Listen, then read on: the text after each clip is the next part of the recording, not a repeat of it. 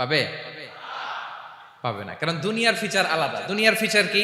এই দুনিয়াতে বিপদ আসবে, কষ্ট আছে, দুনিয়াতে হতাশা আছে, ভয় আছে, অসুস্থতা আছে, বার্ধক্য আছে, এবং এই দুনিয়ার একটা এক্সপায়ারি ডেট আছে, আছে না? দ্য ডে ইউ ডাই, যেদিন আপনি মারা যাবেন, এটা আপনার এক্সপায়ারি ডেট। চলে যেতে হবে, চলে যেতে হবে। এই পৃথিবীতে মৃত্যুর অস্তিত্ব আছে। সবকিছু থমকে দিয়ে, আপনাকে চমকে দিয়ে মৃত্যু চলে আসবে, ঠিক কিনা বলেন? তাহলে এগুলো হচ্ছে দুনিয়ার ফিচার। এই দুনিয়াতে বিপদ আপদ, কষ্ট, ঝুঁকি, স্ট্রাগল, বার্ধক্য, অসুস্থতা, এগুলো নিয়ে আমাদেরকে টিকে থাকতে হয়। এটা দুনিয়ার ফিচার, মিলায় ফেললে হবে না। জান্নাতের ফিচার একটা, দুনিয়ার ফিচার আরেকটা। দুনিয়াতে কষ্ট থাকবে, বিপদ আপদ থাকবে।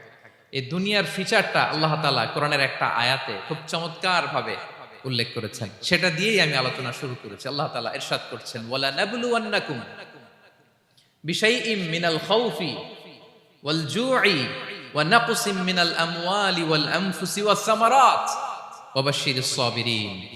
আল্লাহ তাআলা বলছেন, অবশ্যই অবশ্যই আমি তোমাদেরকে পরীক্ষা করব, ভয় দিয়ে, ক্ষুধা দিয়ে, সম্পদের ঘাটতি দিয়ে, আতঙ্ক দিয়ে, প্রাণনাশ দিয়ে, ফল ফসলের হানি দিয়ে পরীক্ষা করব।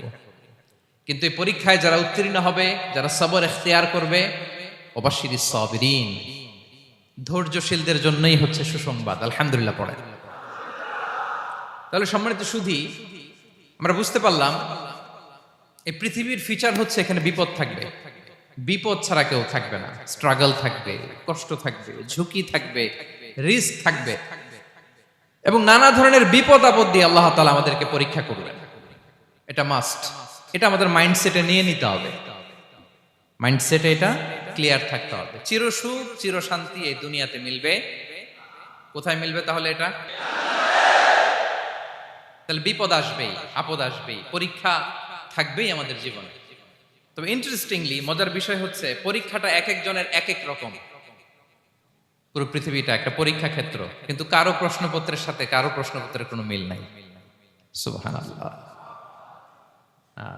আমার পরীক্ষা একরকম, আপনার পরীক্ষা আরেক রকম, ওই ভাইয়ের পরীক্ষা আরেক রকম, ওনারটা আরেক রকম। সবাই পরীক্ষার্থী, সবাই পরীক্ষার্থী, কিন্তু কারো প্রশ্নপত্রের সাথে কারো প্রশ্নপত্রের কোনো মিল নাই। কারো জন্য পরীক্ষা হচ্ছে সে খুব অসুস্থ, প্রচন্ড অসুস্থতা, তার জন্য পরীক্ষা। ক্যান্সারের রোগী, দুরারোগ্য ব্যাধি, ডক্টর বলছে 4th স্টেজে চলে আসছে, কয়েক মাস বাঁচতে পারে, এটা তার জন্য পরীক্ষা।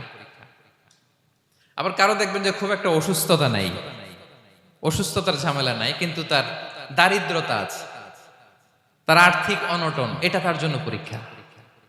আবার কারো দেখবেন অসুস্থতাও নাই, দারিদ্রতাও নাই, তার দাম্পত্য জীবনের সমস্যা আছে না নাই? অনেকের দেখবেন এগুলো কোনোটাই সমস্যা না, তার ছেলে কথা শোনে না, মাদকাসক্ত। আহা, মাদকাসক্ত, রিহ্যাবে পাঠায়, আবার আসে, আবার গাঁজা খাওয়া শুরু করে, আছে না নাই বলেন? দেখেন তার পরীক্ষাটা আবার আলাদা। অনেকের দেখবেন মেয়ে বাবার কথা শোনে না। আবার অনেকের দেখবেন যে ব্যবসায় সমস্যা, লসের পর লস, লাভ উঠাতে পারে না। তাহলে পরীক্ষা ছাড়া, বিপদ আপদ ছাড়া দুনিয়াতে কেউ নাই, কেউ নাই প্রিয় ভাইরা। এটা আমাদের মাথায় রাখতে হবে। পরীক্ষা আপনাকে দিতেই হবে, পরীক্ষা দিয়ে দিয়েই নিজেকে প্রমাণ করতে হবে। আর এক একজনের পরীক্ষাটা এক এক রকম, কারো পরীক্ষার সাথে কারো পরীক্ষার কোনো মিল থাকবে না। তো মাঝে মাঝে আমরা এটা ভুলে যাই। আল্লাহ তাআলা কালামে পাকে রিমাইন্ডার দিয়ে আমাদেরকে স্মরণ করিয়ে দিতে চান যে এই পৃথিবীতে আসলে তোমরা এসেছো পরীক্ষা দিতে। এটাই জীবনের বড় বাস্তবতা।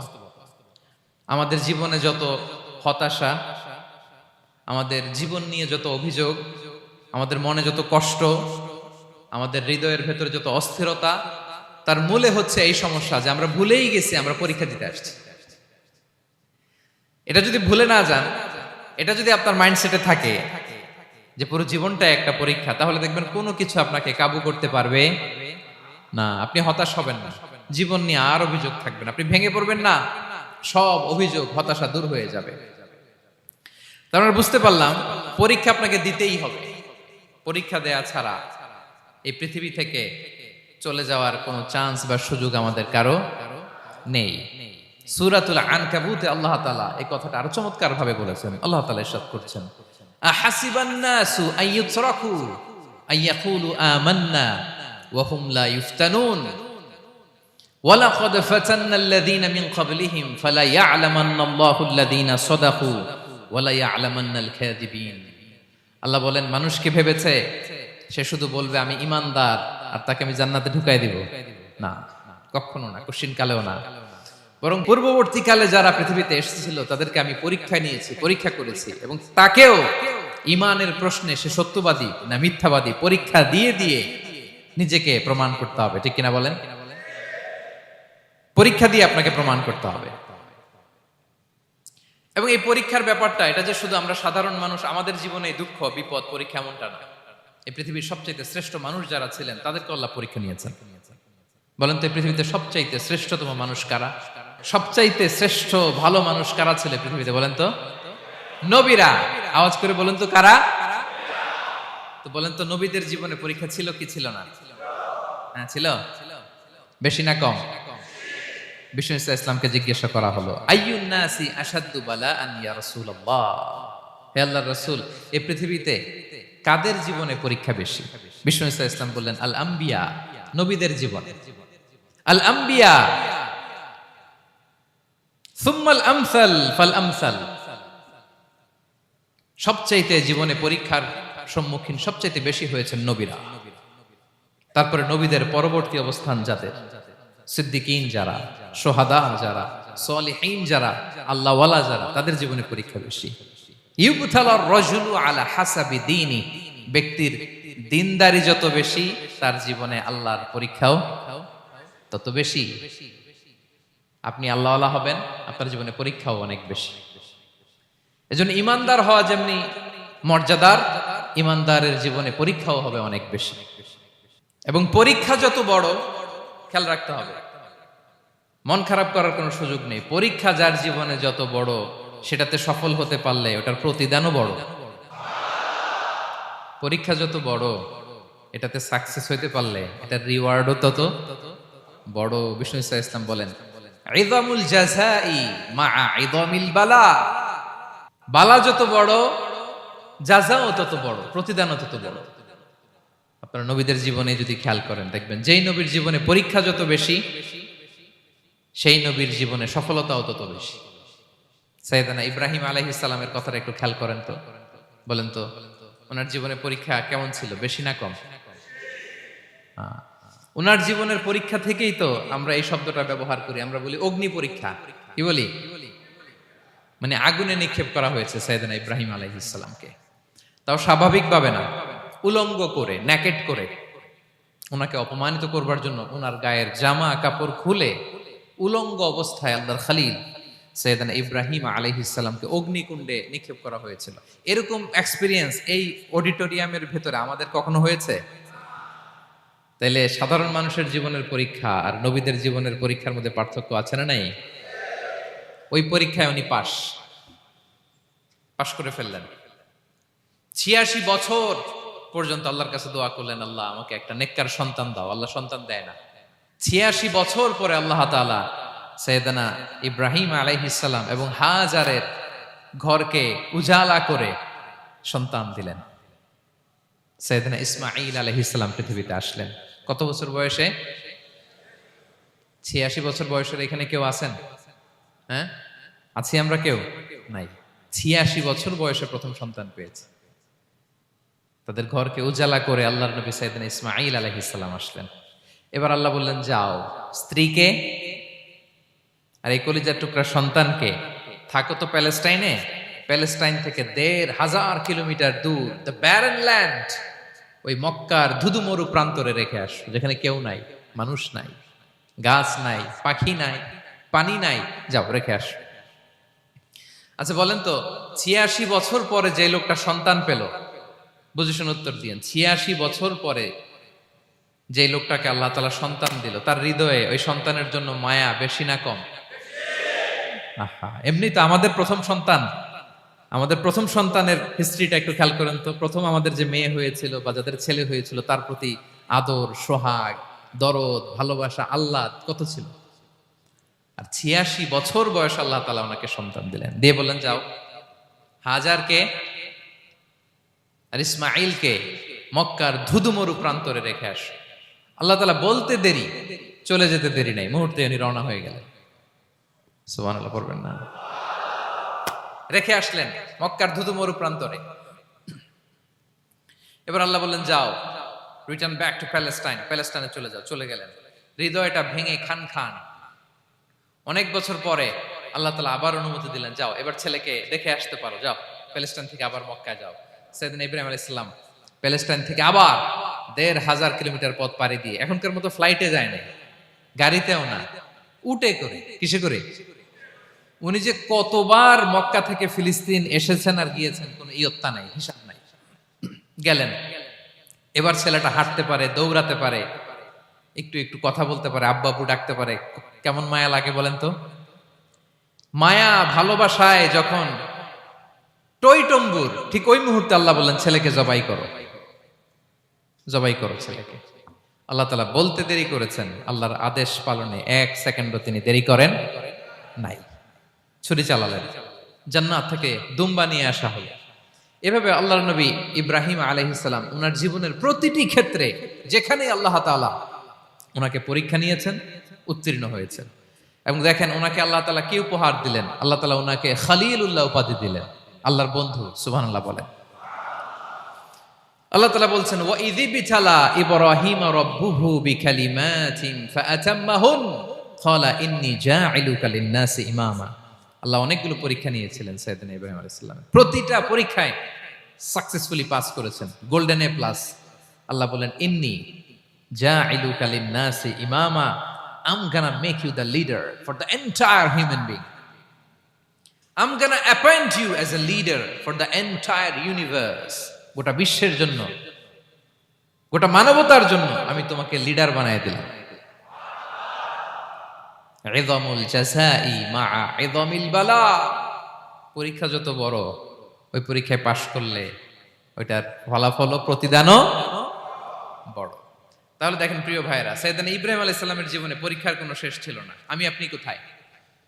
আল্লাহর খলিলের জীবনে যদি এত পরীক্ষা থাকতে পারে, আমি আপনি কোথায় বলেন তো? এবার বলেন সাইয়েদনা মূসা আলাইহিস সালাম, ওনার জীবনে তো কোনো পরীক্ষার ছিল না। হ্যাঁ, গুণে শেষ করতে পারবেন? জন্মটাই তো হয়েছে পরীক্ষার মধ্য দিয়ে। মিশরের ছেলে সন্তান হইলেই ফেরাউন বলছে জবাই করো। ওনার মা এরকম সিন্ধুকে করে ভাসায় দিলেন নীল নদীতে। আল্লাহু আকবার! কি একটা রোমাঞ্চকর পরিস্থিতির মধ্য দিয়ে আল্লাহ তাআলা ওনাকে বাঁচালেন।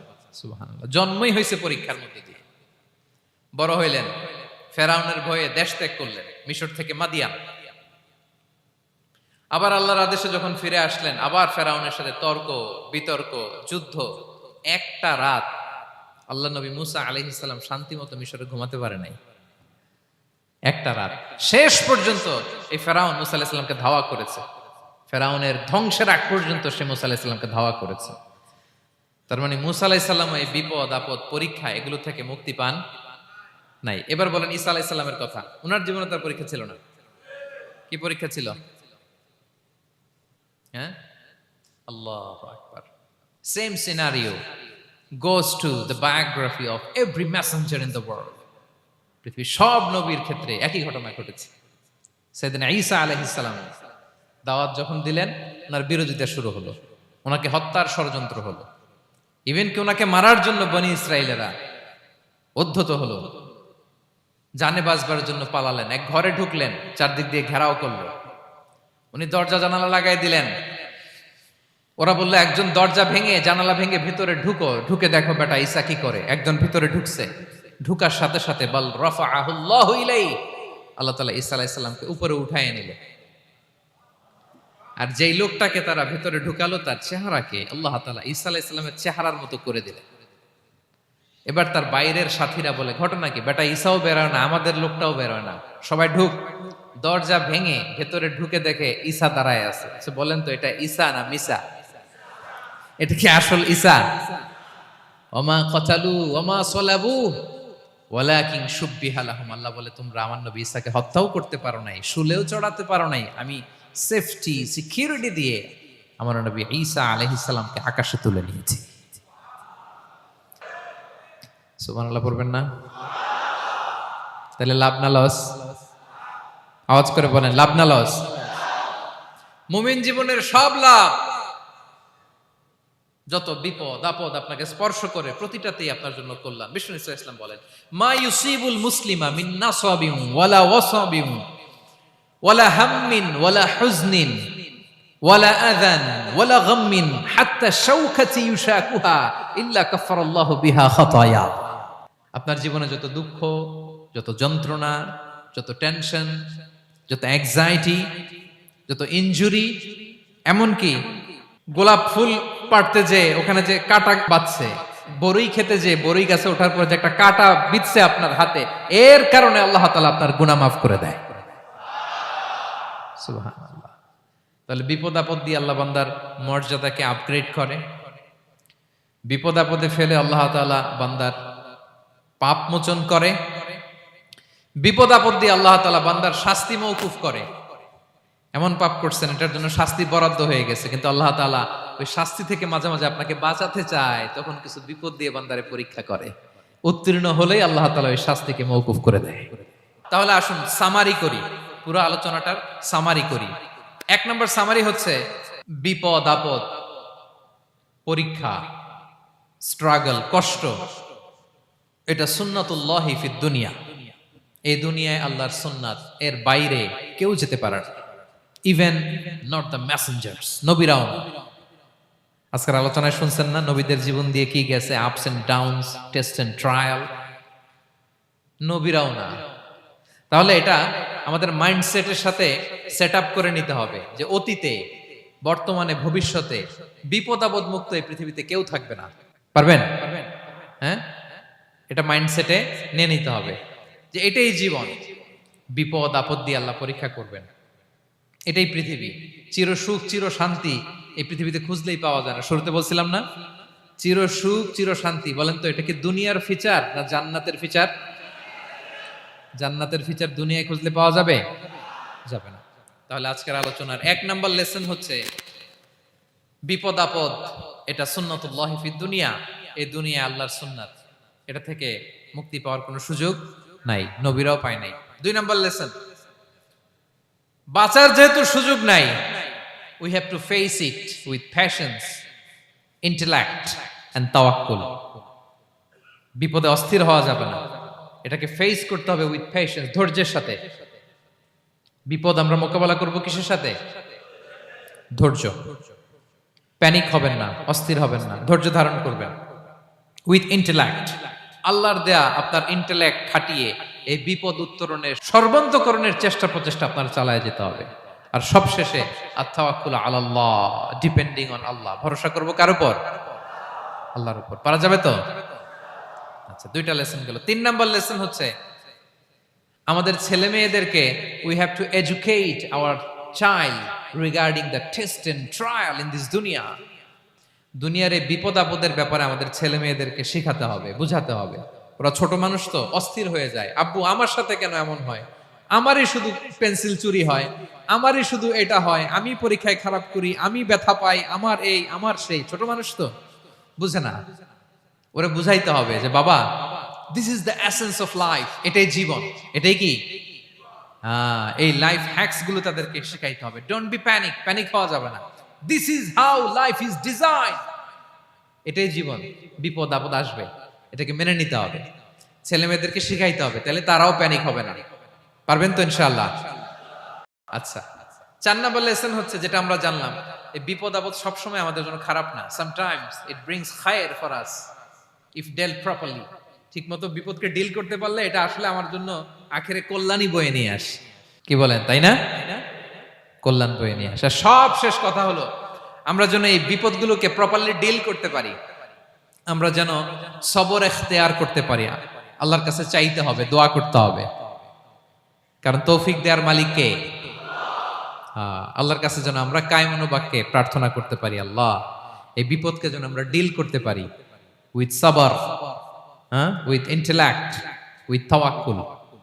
আসল হাতিয়ার হচ্ছে এটা, দোয়া। আল্লাহর কাছে চাইবেন, মনোযোগের সাথে চাইবেন, আন্তরিকতার সাথে চাইবেন। উদউল্লাহ ওয়া আনতুম মুখিনুনা বিল ইজাবা। বিষ্ণু বলেন এমন ভাবে চাও যেন তুমি অনেকটা কনফার্ম যে তোমার দোয়া আল্লাহ কবুল করবেনই, এমন ভাবে চাও। অনেকে রোবোটিক দোয়া করে। রোবোটিক দোয়া মানে দোয়ার মধ্যে প্রাণ নাই, ধ্যান নাই, মন নাই, আগ্রহ নাই, ভালোবাসা নাই, ওই দোয়া আল্লাহ কবুল করে না। মনোযোগ দিয়ে চাইতে হবে চাওয়ার মতো, তাহলে আল্লাহ তাআলার পক্ষ থেকে তৌফিক পাওয়া যাবে। পারা যাবে তো ইনশাআল্লাহ। আল্লাহ তাআলা আমাদের সবাইকে বিপদে আপদে ধৈর্য ধারণ করার তৌফিক দান করুক। নবীরা তাদের জীবনে যেভাবে স্ট্রাগল, আপস এন্ড ডাউনস, বিপদগুলোকে, টেস্ট এন্ড ট্রায়ালগুলোকে ডিল করেছে, আমরা যেন সেভাবে ডিল করতে পারি। আল্লাহ তৌফিক দান করুক। আল্লাহ তাআলা আমাদের সবাইকে কথাগুলো বোঝা আর আমল করার তৌফিক দান করুক। হাযা মা ইনদি ওয়াল ইলমু ইনদাল্লাহি আলাইহি তাওয়াক্কালতু ওয়া ইলাইহি উনীব। ওয়াসসালামু আলাইকুম ওয়া রাহমাতুল্লাহি তাআলা ওয়া বারাকাতুহু।